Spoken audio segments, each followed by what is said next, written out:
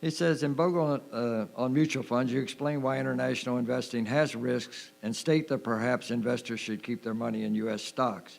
It concerns me that virtually no other passive investing author is worried about the same risk that you identify.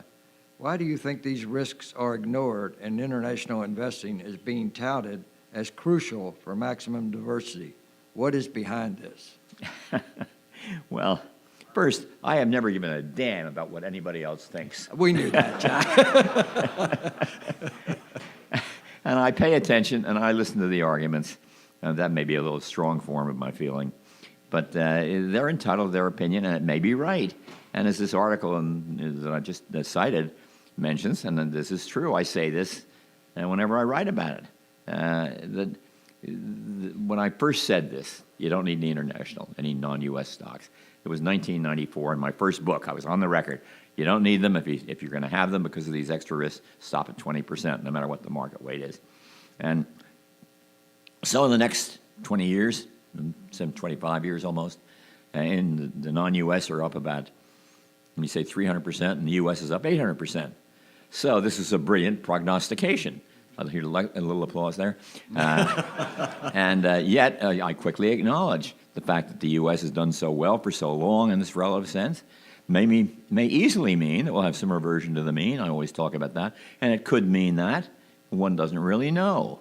So just take all of the, don't take my word for it. Make your own decisions. But I do think that you don't want to get carried away with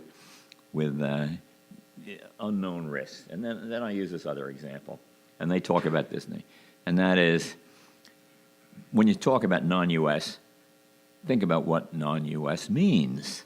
Don't just take it as for granted. The largest non-U.S. market is the United Kingdom. The second is Japan, and the third is France. Now, the UK, with Brexit and all, is not a particularly productive economy. I would bet that our GDP would grow faster than theirs in the next 25 years. Japan, very structured society, population shrinking, or aging population, tsunamis every few years. Doesn't seem to me to be a place that will do better than the U.S. And France, my God, they don't go to work there. They're having a big fight again. So, if you're French, I'm sorry. But they have very strong labor protections in France, there's no question about this. And the idea of the new Macron, I guess, administration is to reduce those protections and have a more competitive framework. And labor is revolting.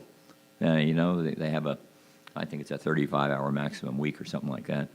And thank God I work 35 hours and a half a week. Not now, but I used to.